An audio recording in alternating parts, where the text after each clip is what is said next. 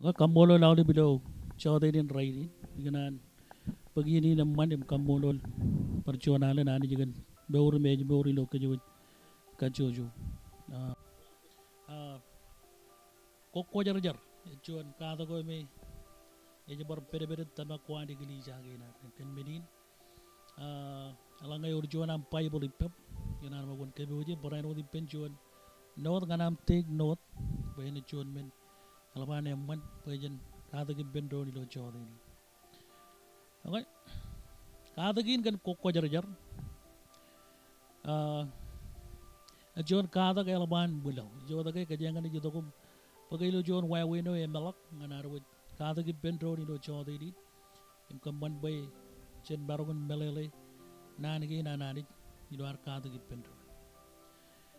kachito ko mokota ido kata ki ni kali kari jine ke ta yin kokko jar jar ta yin kokko jar jar yami jala ke igli jay dugun melele ko modum ji ko melele kan ta yin kokko jar jar ele ngale na reng kar kata ki bendo ni do wense wodum chalak kan melele wan ko jar jar awle broni jigar kwalok melele wan chini jigar kachito kage agilo chode ini ganan bar kage mimit kajoj gan melele kan kokko jar jar e chuan belelo yalaban kan uji ni amman mi awur ngan kejebo janwar kage mi jodon kan kokko jar jar menelin chenolok ino arakar kwalok melele wan chuan meneo e janolok ak chenolok nganani chenolok ak chebil rojbar ino de man kabelele gan meni ngan regressen e melelin para ino chebil jen beurin charawi im piogaga wujile bolok beuram ganani im iram im labolok am in what cheeses you know kachuju ran e chod meno me elabana aur gido en punani rot ne ko ni kata kage ko ko jar jar jon chabu jugo lu ne man chep jon chap jugo dak itamake kanane wan chedu bin benjep chod meno me ji ro janga dak ai wujina apply ngat beur ginar yo wai we nam chenolok beurewam yido yene ko jidok ugelok pagi roj penam di rojum kulono ko ko jar jar jon meneo walo kia wat emi one malagot em continue ka jujuran eche bujarak em chedar kanan kamelele kan menin ko jar jar robo jar ko dilo yene me ko jugelok ka do mo lo le ran cherabalin ko jar jar yawana di jido beur ware je gujin one mal ko de cebay wuj pejarak woni yow ako kan ko jar jar bew rewar ya men wona rek cala gay cerbalan jonian cerbala wan cedo poje jar do bew war e jido gum kamban ko tak do bew war yow bewrin caro yiwi bewrin ibnene yow mokota am bewro mokota e ban ciago magat pe bagian nganani roj kambane cedo bu jani cero bali lo beur war wit ka jojo em alaban awr menin ngeje jido kom kanono kan tain ko jar jar ken karo winjen ko jar jar awai eno da bagai ingin pere pere tamago are ngiliya kajangi to ke bo jenta lale ta winjen ko jar jar awai kajama kay lok pai bol war em kanono ibendro ni do bogo jut no da mi wit melele ga jut ye chalok chuno chebatain it pogo me ga rutala nan ba jangan kalim jegi em lale mo tain chut ikeno no ga ne or jonam paibol choju me da lok paibol am ido arenge ka da pindon ido chodin chu chuan jebada nga kwani ridi jen chuan ngan chebolo ni wona ga ne ido ko yona gi na kajangan ni cebalagam cholo bor nge uriam yen ido kabi juga nam ko marong ni won bala ko tum ridi ak ido ami melele kajeni won bala ko tum kambani kadagi nari lo chodi ni pejen lali lo areng kadak kenanin ko jar jar awai chut pemain melele no ta ba kajangan ni ridi pendron ido yibru chongo jiru cebada kam chongo royon chojim cebala kam ridi chu chuan kam awle ben pokone e kabelele gan bawrun ko jar jar iban pekan wa jala bien irik agi ganan kacita bajangan ada langan pokon iburu chongo chiru jabada kap chongo royon iburu chongo chiru jabada kap chongo royon choju melani yon again shoot chongo chiru jabada jolabur iburu chongo chiru jabada kap chongo royon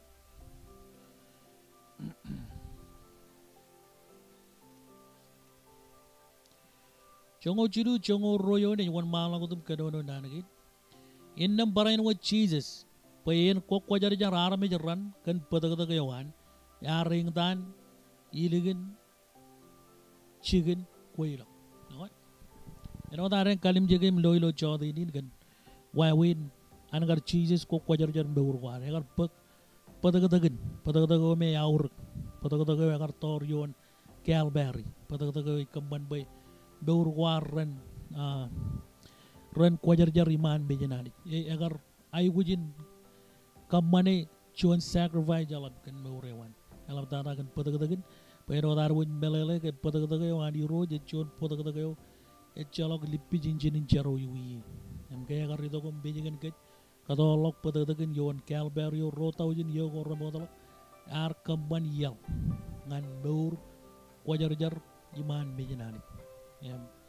kajeng e chalok areng wainik pe wainik kware no dan nani churong ko jige rajano jon rako ibul tonon man mejen cece barong kue pen bor war caban kagaman man beliau mulir caban kaman bejen cada arame jorome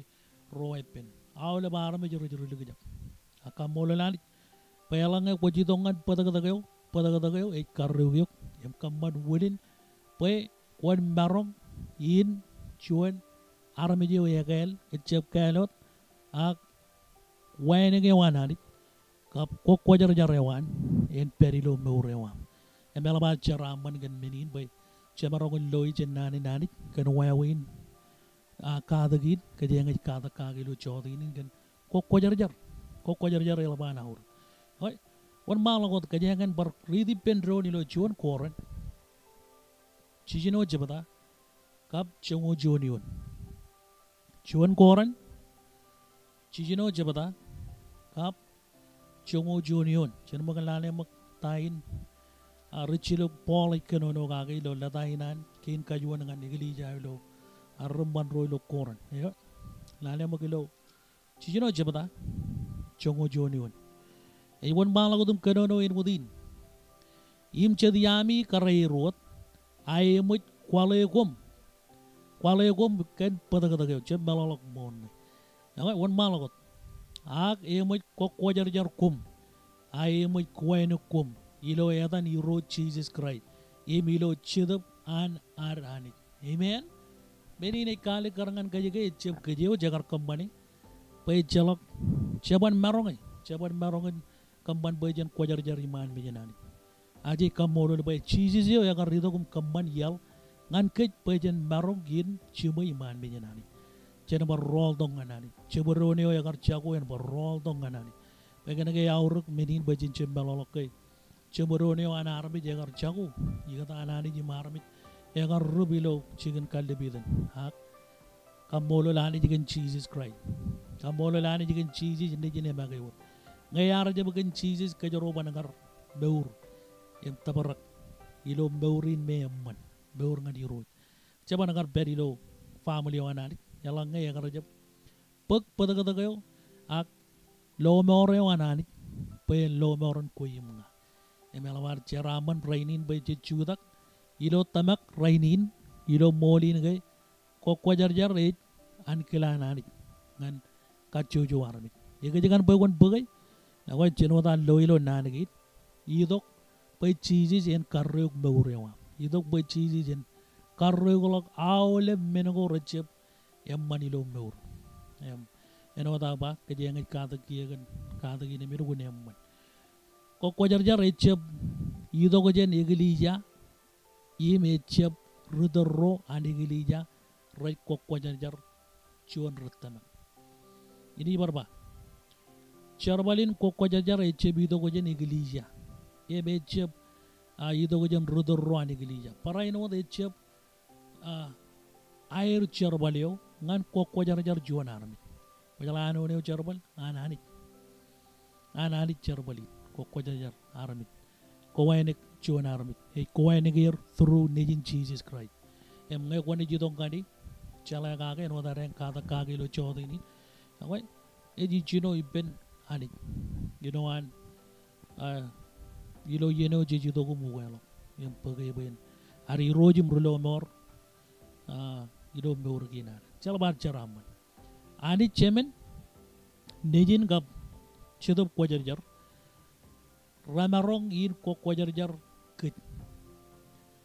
yabare chalak chuan yamarong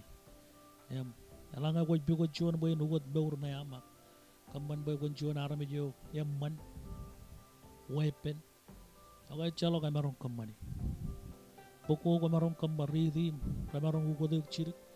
Ang raban ugo talibin baurewam idule kabudulo. Eor chuan e marong kamani. E manit e marong kamani. Through nejin Jesus Christ. You know, kajo rewan kan patagataga kartor.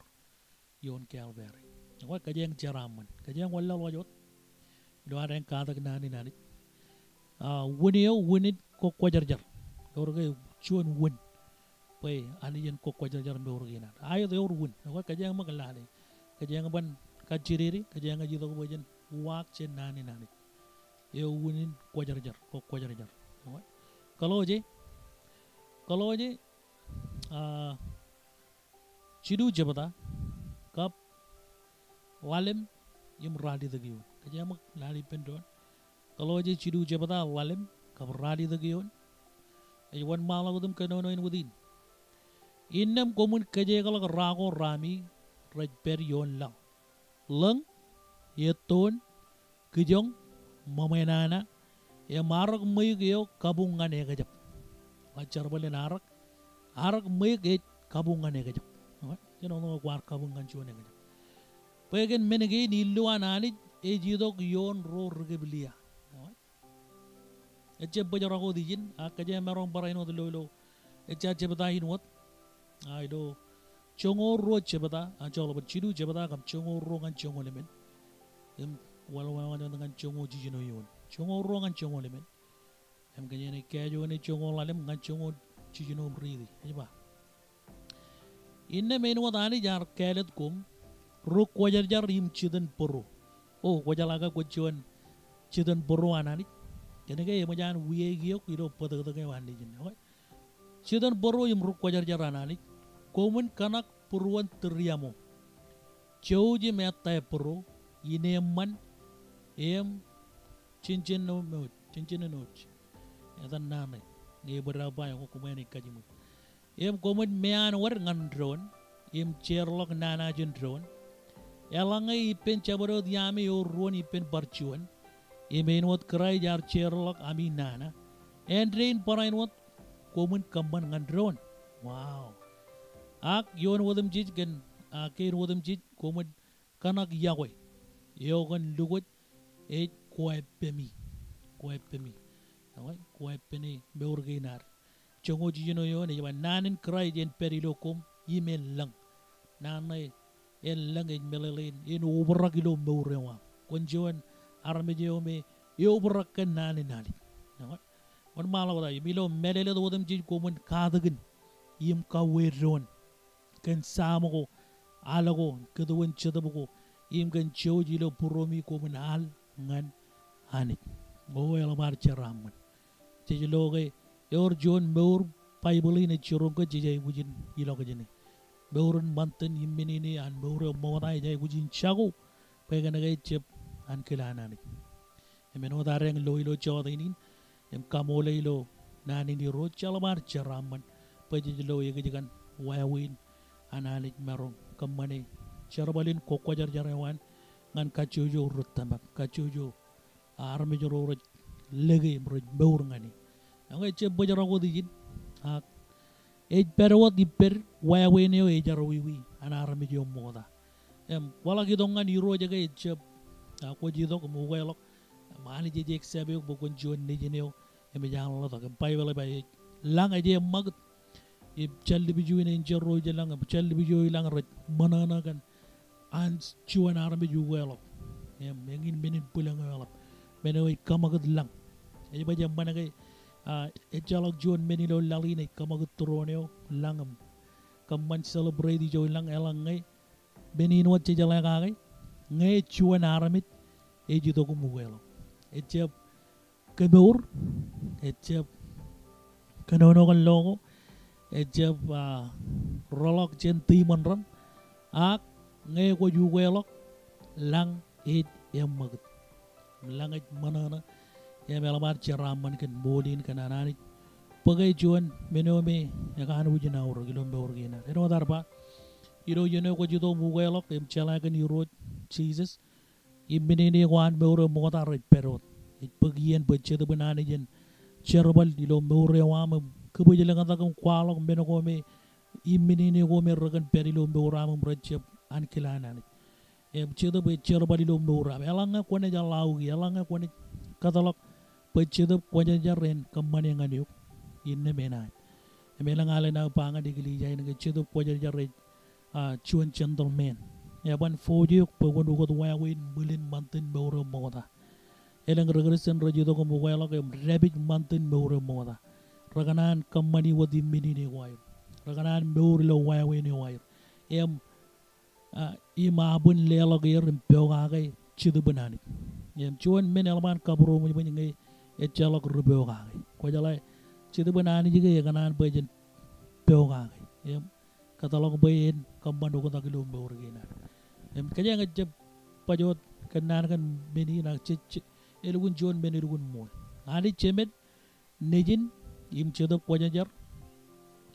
e jair cerbalin di dombe urgina pen rad kamban yang kan em en wadar bagai ibini nigin ronik pet beker taruh perakani jangan boy cen kemana kaledin colok kemana ko rajar wiwi ana arame je moda koni bargagi tamelelin arame je moda okay arame je me ko kon beur gagai moda janam gar ridongan iru ngai kone colok kain imini ni radin beur radin okay cedup ko jajar ebe wajakin cara badipem ebe wajakin kemana ko tak ngai kone katalog alawi anare katalog bayin teliuk enai kemanyangan beurewa maybe rajang kajojo regresene melang e ga lam rong belelin ke ko jantan ay wudin colog imbini wan beure mu kata ko nanen rajang bini jennani diro jem e daren bage won jino colog cedi menine ko me karan beure mu kata e ce bawro bo kon keri gilo beure wam rainin kana gay ene kauta mo yuk ilo amere golok menot chon wan jango ke mancegan kajar wale ngandro ni do igili jaim ipemmen ke me kwalo ke chon wujoje e man e bane rak ilo wujoje go idurun chedu wujoje go ragai lagi e bane manan rutol e me mol e chalo go godak lombe urin chedap beure wama e ban kano rutol rano dum jalang e wajir rebiji pinini ngai wajir ronga jagai ni mol benin alaman chon menu kano jin chuma chenani dulu ngai on malagot adi jaganan bay chen beur ilo beur go ilo wawe neo eganan bay jen e inwat im cheb wan malagot ilo beur kambano go raja rawiwi e wi beur ani jaganan bokon beur ga ngai jika mojareng ridi ilo chebatain edaren bajin cholok benegain mer ceban kelana em cediain ke jangan ridi ke nano konak em riap oleh ben benegain mamainana oleh benegain raja kujin cagolok jen beur genar em bedang ibini ne ko jegan kamani ajan beur mota katalak bay cedu banani jen kambano ko tagilo beur ngai ko ne lawi em cejlo juan menelban aur gijin ke cedo ko jajar yaban foje ke yaban kibele ke bayan kambano ko tak yalangai cecep katalog bayan kambani ngan ke ejab bajara ko dijin akajenga walal takkiya tano cecio peji ko ilo kaata gidim kajene kajamal benin kamo lagi emoj pek ko jajar kajangan lane mo jet benin kamolo ko me rani kali karga juan armit emot echino yim yon charabalin ko kwajar jarawan hani jido bewrewan okay kain kajuan kajang mo kata ridi lali lo pukun kaladia lalim cebata rongo jidu yon ko biyang melele ri la kabru belele gan yoni ne kanono gan menogol len chedap ko may jala yawe me anwar e begin menoy kalikar kay juan arme je e mo jan pek charbalin ko kwajar jari lo mewrewan elangay ko jalo yawe chud me anwar awle ben menegen me rajal len chedap ilo nani ako menegen ga rajidok chen charbalin ko kwajar jari wanani through chedabu nani chedap kwajar jar ay company elangay chenya lawgi je katalak perjuangan okay meno mo tata je do jin yawe langaleng mainuman ena je walok mo tata ido armejo itu lawa neji kanono kan armejo itu lawa echep en punnum je kanono kan kwe armejo itu lawa barong illoy iduluk nge ena je walok mo tata itu lawa ipen juanan komai kemi me junian beno ko jiji jagar lukul laban kawe sadu jiro feru jiro lo kabungan roju ay kanay ragar jata arme joro me ragal lolo jaga yo dudugin bor ko ay rar karruk idulug ijome a mejen arme je chamologi agrar melologin karruk idulowa ijome ani je kalim jege purwan juan arme no kay ngini beno me chiji jagar loy me lo dane ben ragabung ro ak rodor roan kabung me ralu kunin lamanak charbal wai rambanim roy peniman mejenani ak chiji jagar wadage recce deno lebugo robra country arame joro remit eme mol menin ke elanga jaban kadalak pe jidu banani jen kamando ko tak gitu lo wa mota endem jemarong ay nudin jemarong ito kum kapojak olab ranin sunday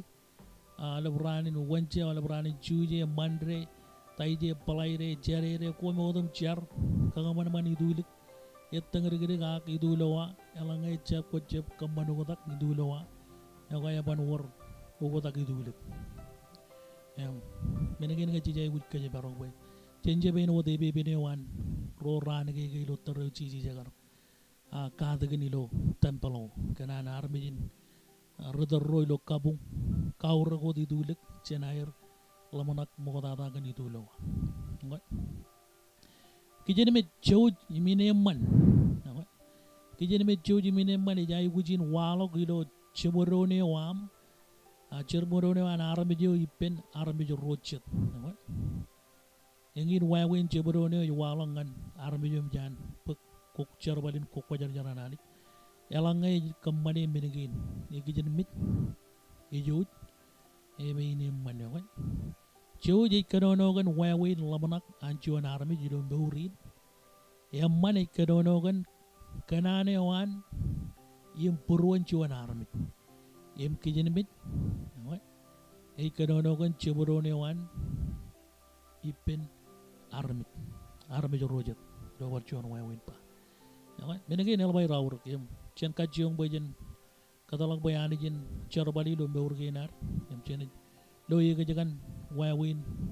anchedu chino charbali kambano ko dagilo beurginar wit kachuju ejab bajara ko dijin tamak parjuan ben jiloy chabala manak kani bagi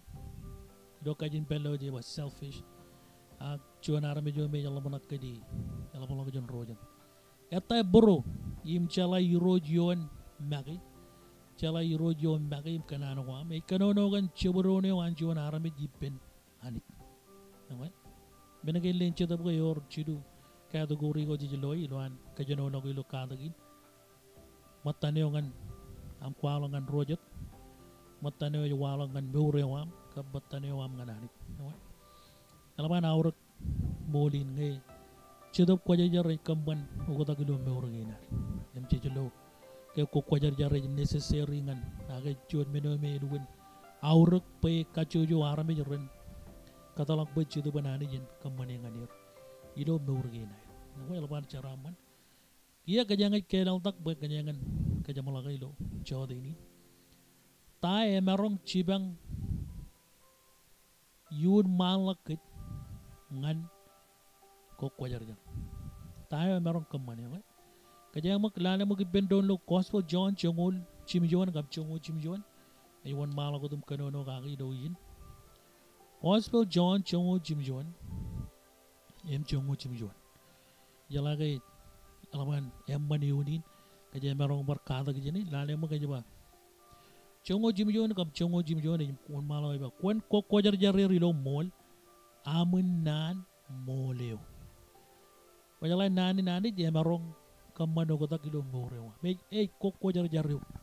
e merong kaman bay beurun ko jar jar ren walo ipem alangay nani je per alangay nani je per ilo morewa chonian lata ko choji kar ridi mo ko ilo manin katakin chejilo yagay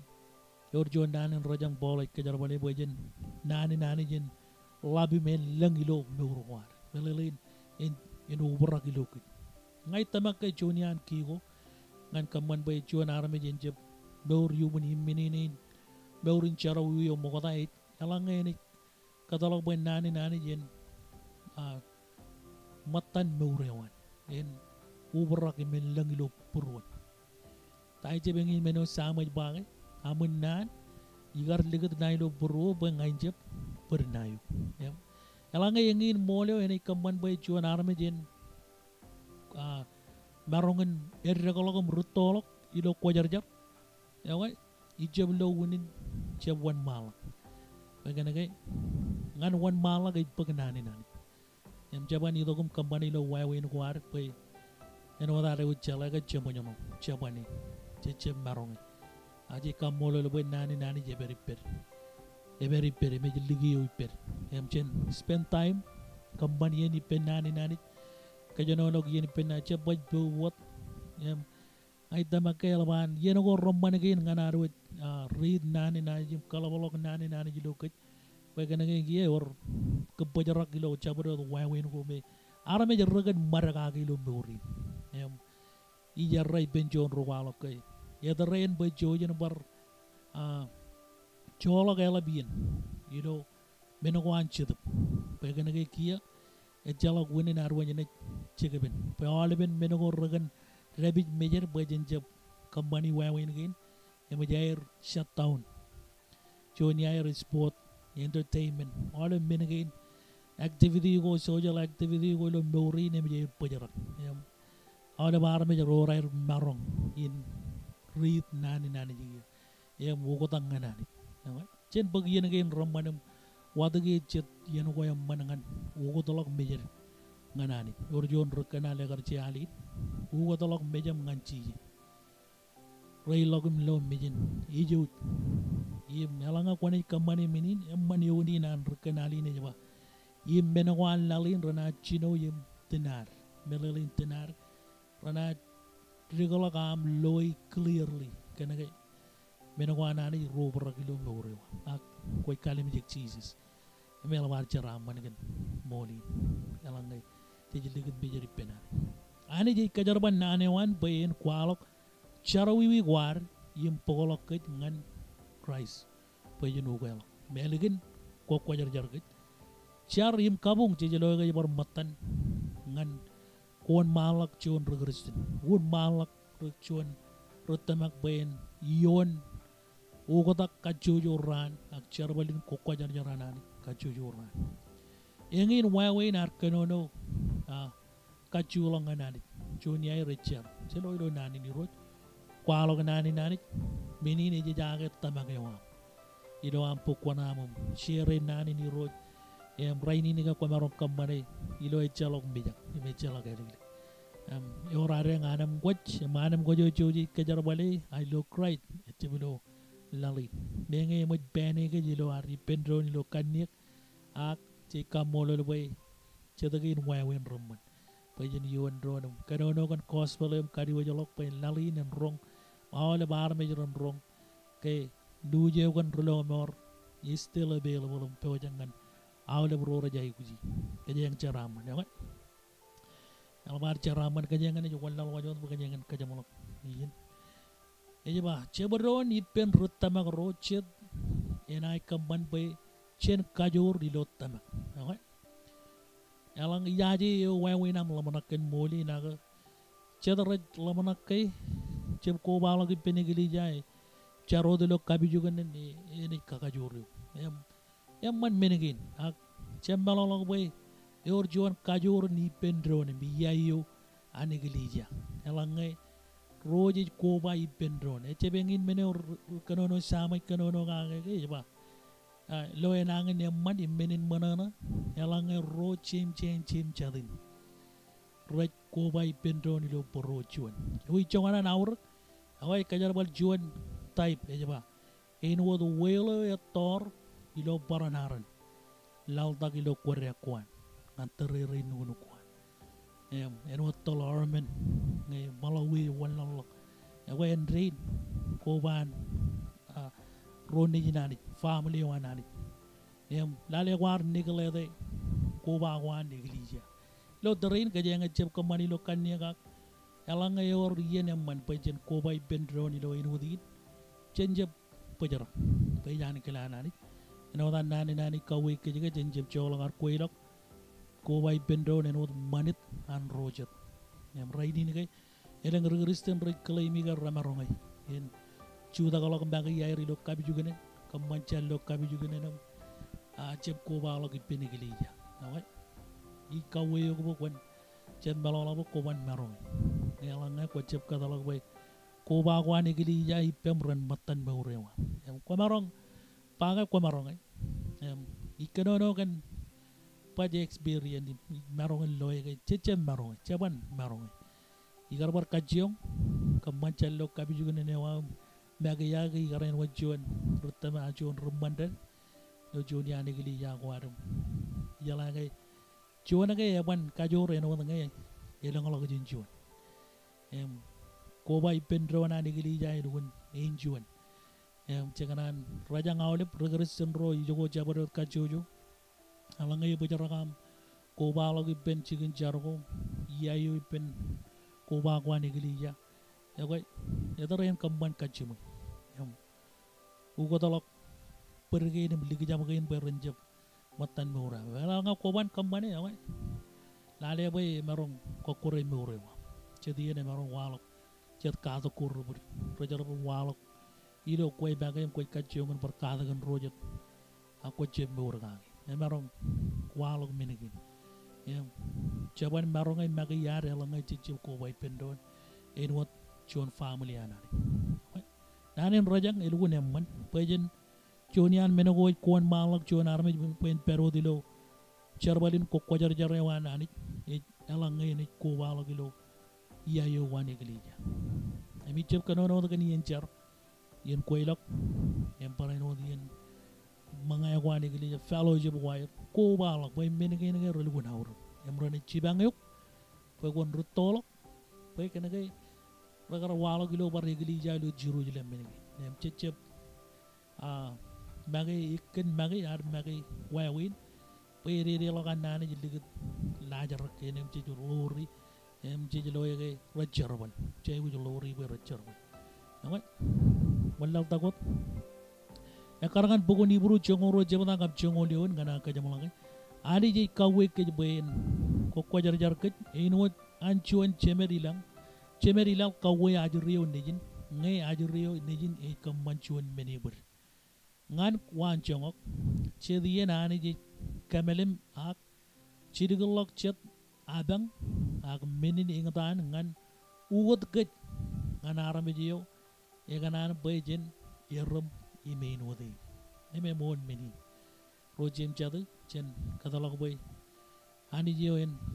kawe ke jalanga jeni ligijab chediyen cenar kile molin cenan genanani age jare wat pebe in kejebel kecen cara wiwi pejen marong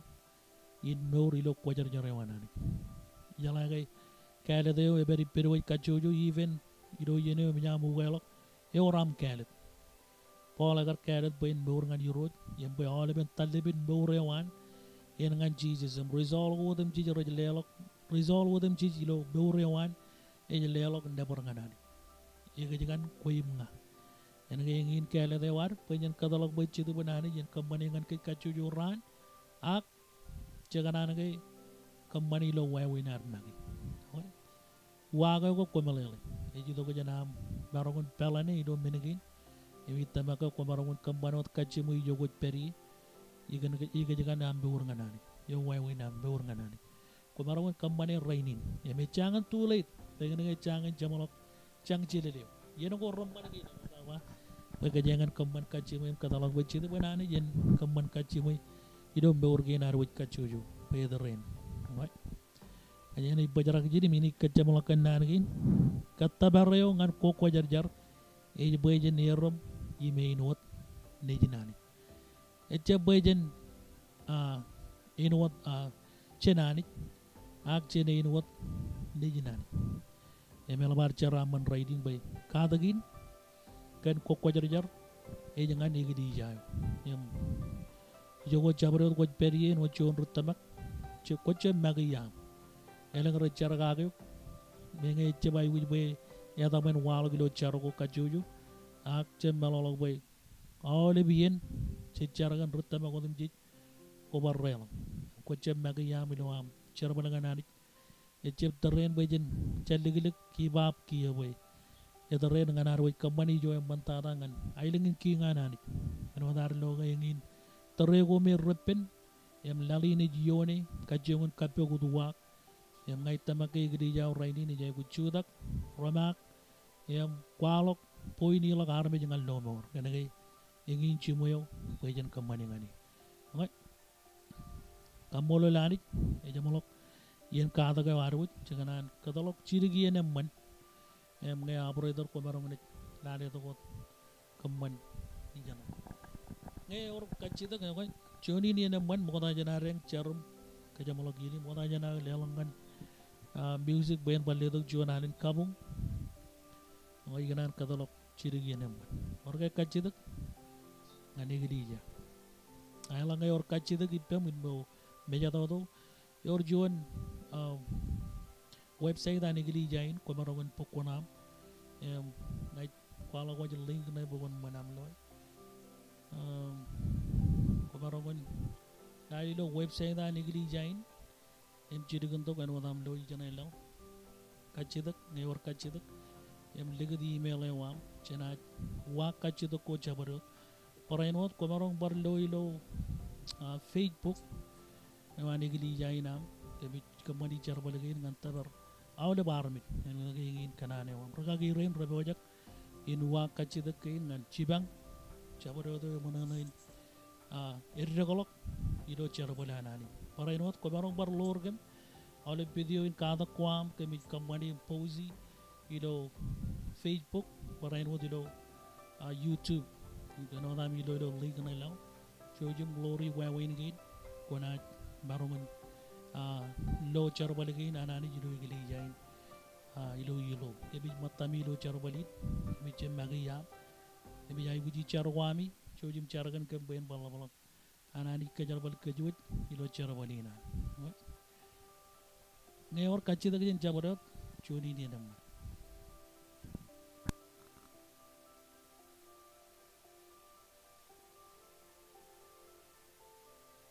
ngai alangai jalak ngai jene jele tongan